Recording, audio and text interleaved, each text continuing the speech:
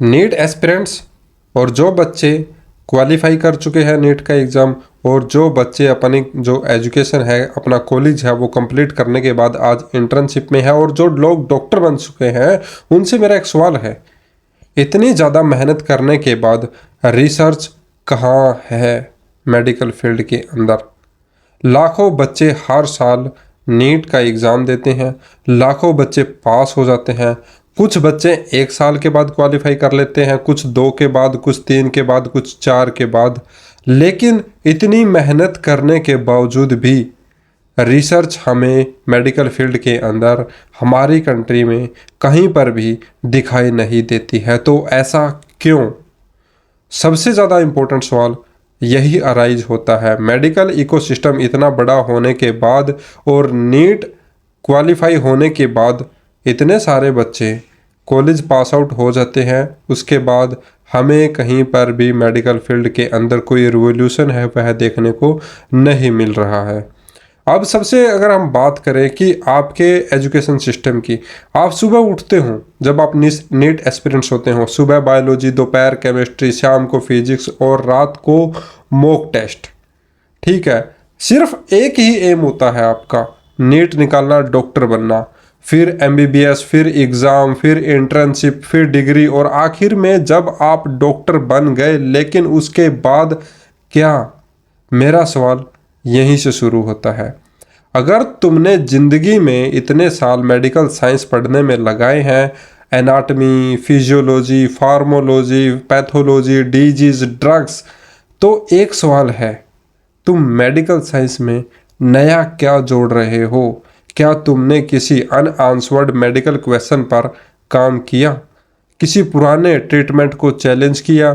या बस किताब पढ़ी, एग्ज़ाम दिया, डिग्री ली और फिर एग्जिस्टिंग नॉलेज इस्तेमाल करते हुए आप ट्रीटमेंट कर रहे हो? मैं साफ कर दूं, मैं किसी डॉक्टर के खिलाफ नहीं हूं। एक अच्छा डॉक्टर बनना अपने आप में एक बहुत बड़ी बात होती है। हर डॉक्टर का रिसर्चर बनना जरूरी नहीं होता है, लेकिन सवाल यह है, इतने बड़े नीट इकोसिस्टम के बाद भी रिसर्च करने वाले लोग इतनी बड़ी संख्या में हमें दिखाई नहीं देते हैं।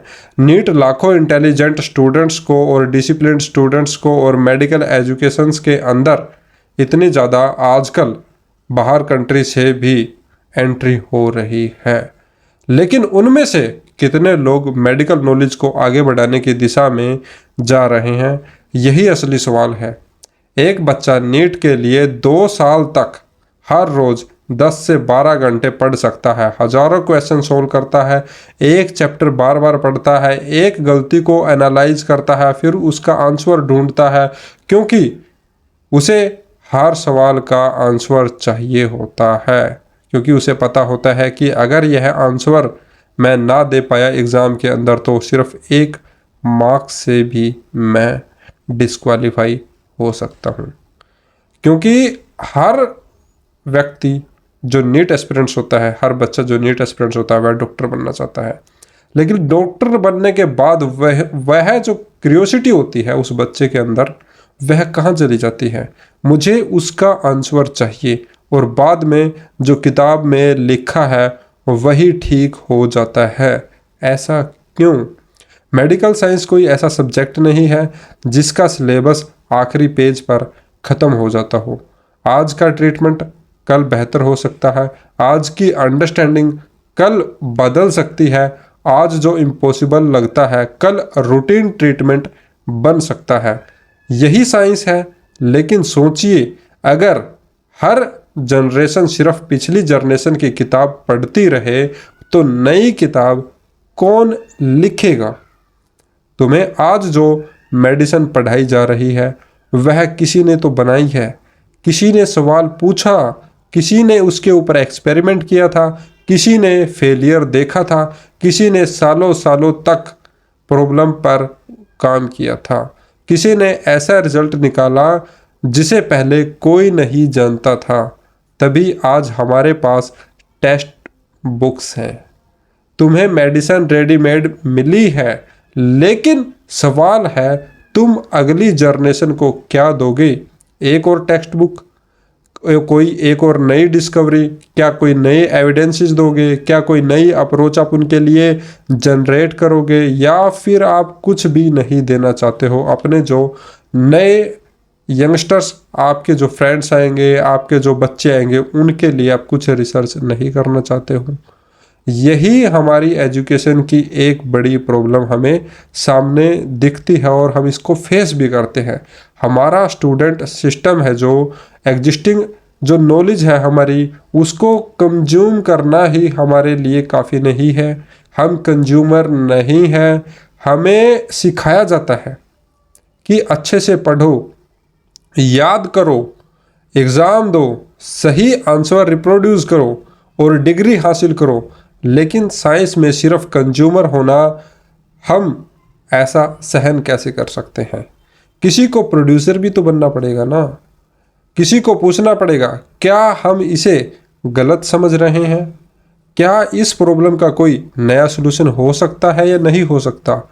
यहाँ से रिसर्च की शुरुआत होगी और मेडिकल फील्ड में यह सवाल सबसे ज़्यादा इम्पोर्टेंट है, क्योंकि यहाँ सब्जेक्ट कोई किताब या कंप्यूटर नहीं है। इंसानी शरीर यहाँ पर एक सब्जेक्ट है आपके लिए।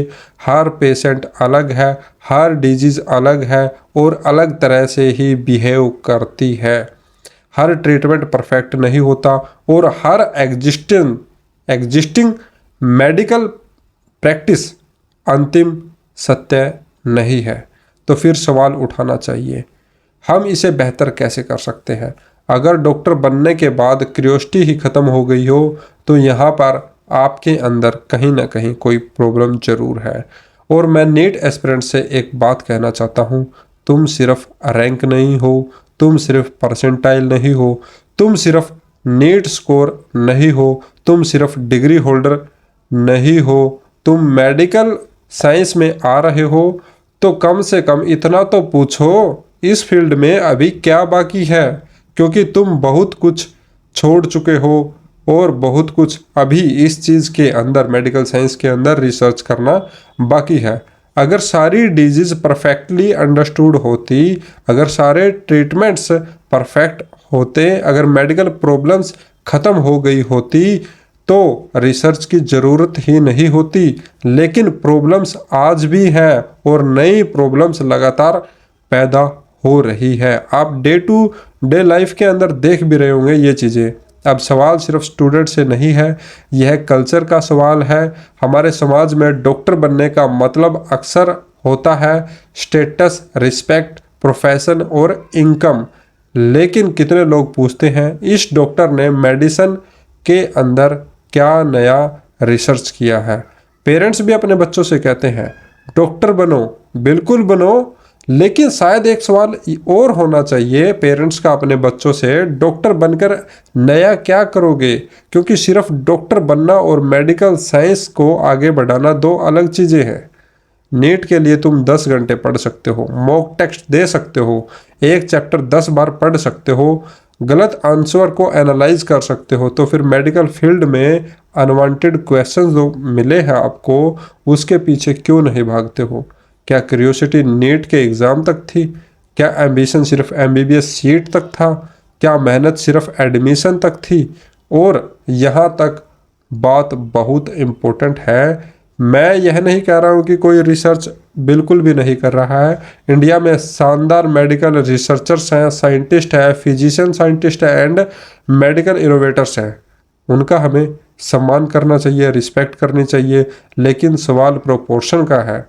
जब हर साल लाखों स्टूडेंट मेडिकल एजुकेशन में आते हैं, तो उनमें से लोग जो रिसर्च करते हैं वो कितने निकलते हैं? हमें पता है कितनों की संख्या निकलती हैं, और संख्या वहाँ पर कम है, तो कम वहाँ पर संख्या क्यों है? यह बहुत ज़्यादा इम्पोर्टेंट है सवाल पूछना। क्योंकि हमने अपने बच्चों को हमेशा कहा स्टडी हार्ड, उन्होंने किया, क्रैक नीट उन्होंने किया। हमने कहा डॉक्टर बनो, वो लोग डॉक्टर बने, उन्होंने करके दिखाया। लेकिन शायद हमने एक लाइन है जो इम्पोर्टेंट थी, वह उनको कभी नहीं बोली, नाउ क्रिएट समथिंग। इसलिए मैं कहता हूँ आप अगर अपने बच्चों को एस्पिरेंट बना रहे हैं तो उनको बोलो कि इसके अंदर आप क्या बेहतर कर सकते हो, क्या आपका दिमाग इसके अंदर चलता है, या फिर आपका ब्रेन है वह कैसे आपकी बॉडी के साथ कोऑर्डिनेट होके एक ह्यूमन को सब्जेक्ट मानते हुए उसके ऊपर क्या रिसर्च कर सकता है। अगर आपका बच्चा वहाँ पर बहुत ही ज़्यादा, हो सकता है कि वो उस टाइम पर रिप्लाई ना दे, वो सवाल क्या पता उसके दिमाग में बैठा रहे 3 4 5 साल बाद, या फिर डॉक्टर लाइन में जब भी वह कोई नई बीमारी या प्रॉब्लम देखेगा, क्या पता उसके दिमाग में अचानक से आइडिया है कि हाँ, इस जो प्रॉब्लम है, इस डिजीज़ का ये फॉर्मूला अगर हम यूज करें तो एक बेहतर ट्रीटमेंट हो सकता है। भले ही वो उस दिन वहाँ पर फेल हो जाए, लेकिन उसके अंदर एक क्यूरियोसिटी होगी नया कुछ करने की, नई कुछ जो रिसर्च है वह कर सकता है, नया कुछ क्रिएट कर सकता है, या फिर मेडिसिन के अंदर वह कोई नई ड्रग्स है वह क्रिएट कर सकता है ह्यूमंस के लिए। तो आज का जो हमारा डिस्कशन था वह सिर्फ इतना ही है कि हम किसी डॉक्टर्स के खिलाफ नहीं है, किसी क्लिनिकल ऑर्गेनाइजेशन के खिलाफ नहीं है, किसी मेडिकल या फिर जो कॉलेजेस हैं उनके खिलाफ नहीं है। हमारा मतलब है कि आप अपनी जो मेहनत आपने की है, आपकी जो इंटेलिजेंस है, इतने सालों का आपका जो स्ट्रगल है, आपकी जो एजुकेशन है, उसके अंदर आप लाखों रिसर्च कर सकते हैं। आपने बहुत सारे फॉर्मूलेज पढ़े होंगे, बहुत सारी किताबें पढ़ी होंगी, काफ़ी सारे साल आपने दिए हैं, काफ़ी सारे घंटे, हज़ारों घंटे आपने अपनी जो जर्नी के अंदर है वह पढ़ने के अंदर दी है। तो उसके अंदर आप क्या रिसर्च कर सकते हो। ठीक है, हम बात करेंगे कि फिर हम जो नई पीढ़ी आएगी उसको हम क्या देकर जाएंगे। ठीक है, या तो हम किसी दूसरे की डिस्कवरी के पीछे भागते रहेंगे या फिर खुद हम कुछ नया डिस्कवर करेंगे। तो डिपेंड करता है आपके ऊपर। अगर आप एस्पिरेंट्स हैं, आप किसी डॉक्टर के पेरेंट्स हैं, या फिर आप कॉलेज को क्वालिफाई करके एक जो डॉक्टर बन चुके हैं जो कि प्रैक्टिस कर रहा है, तो आप अपनी ज़िंदगी के अंदर ये चीज़ें नोट कीजिए और ट्राई कीजिए कुछ नया खोजने की, और एक हमारे देश के अंदर और सभी लोगों के लिए एक बेहतर ट्रीटमेंट खोजने की, बेहतर भविष्य उन्हें देने की। तो मिलते हैं नेक्स्ट डिस्कशन के साथ।